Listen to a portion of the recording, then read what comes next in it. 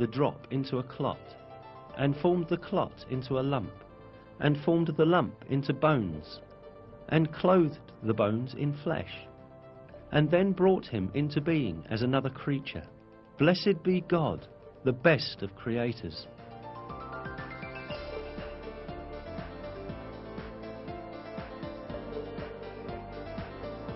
Embryology is a branch of science that studies the development of embryos in the mother's womb. Until very recently, embryologists assumed that the bones and muscles in an embryo developed at the same time. For this reason, for a long time, some people claimed that these verses were in conflict with science. Yet, advanced microscopic research conducted by virtue of new technological developments has revealed that the revelation of the Quran is word by word correct.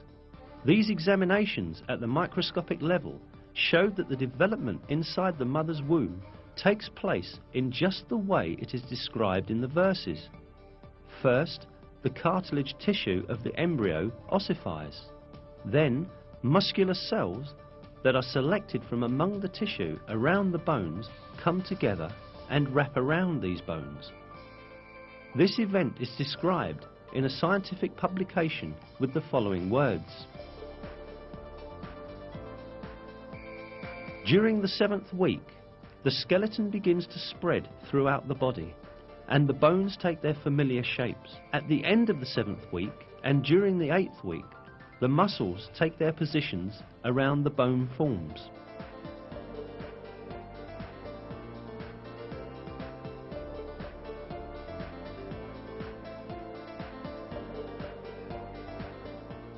In short, man's developmental stages, as they are described in the Quran, are in perfect harmony with the findings of modern embryology.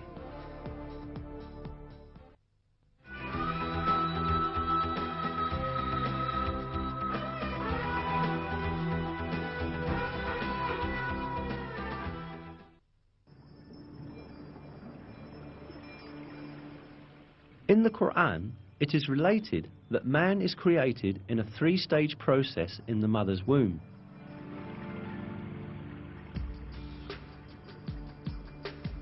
He creates you stage by stage in your mother's wombs in a 3-fold darkness. That is God, your Lord. Sovereignty is His. There is no God but Him. So what has made you deviate?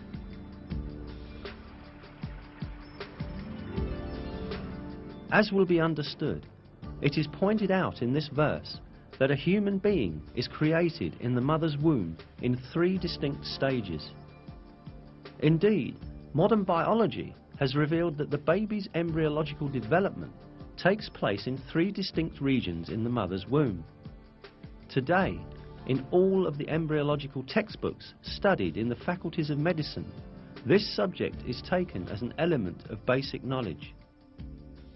For instance, in Basic Human Embryology, a fundamental reference text in the field of embryology, this fact is stated as follows.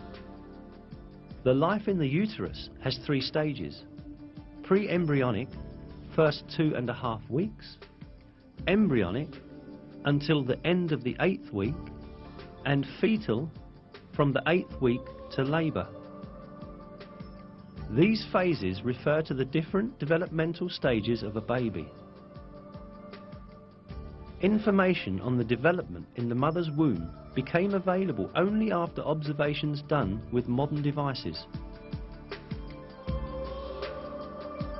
Yet, just like many other scientific facts, these pieces of information are imparted in the verses of the Quran in a miraculous way. The fact that such detailed and accurate information was given in the Quran at a time when people had scarce information on medical matters is clear evidence that the Quran is not the word of man, but the word of God.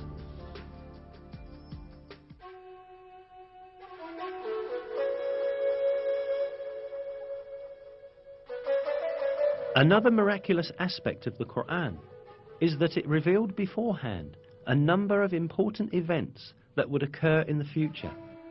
The 27th verse of Surat Al-Fath, for example, gave the believers glad tidings that they would conquer Mecca, which was then under the occupation of pagans.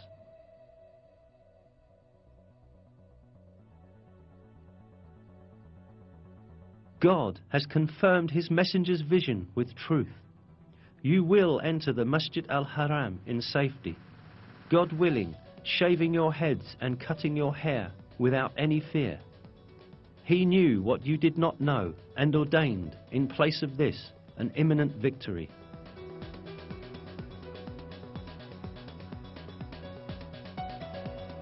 In close consideration, the verses seem to announce yet another victory that will take place before the victory of Mecca. Indeed, as stated in the verse, the believers first conquered the Kaaba fortress, which was under the control of the Jews, and then entered Mecca.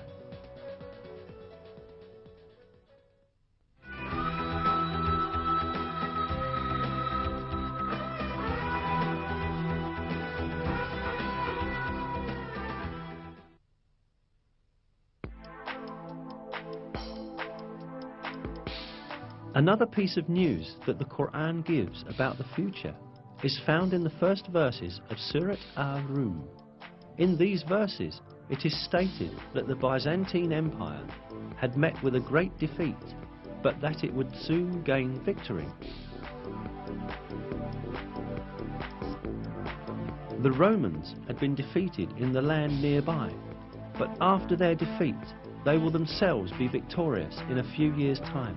The affair is God's from beginning to end.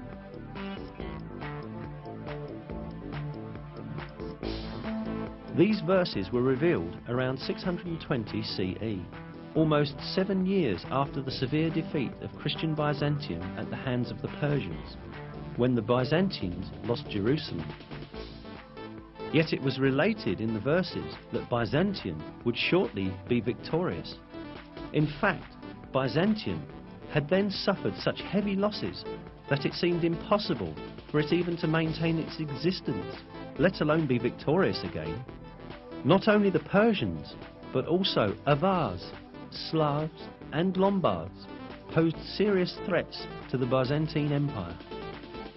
The Avars had come as far as the walls of Constantinople. The Byzantine Emperor Heraclius had ordered the gold and silver in churches to be melted and turned into money in order to meet the expenses of the army. Many governors had revolted against Emperor Heraclius, and the empire was on the point of collapse.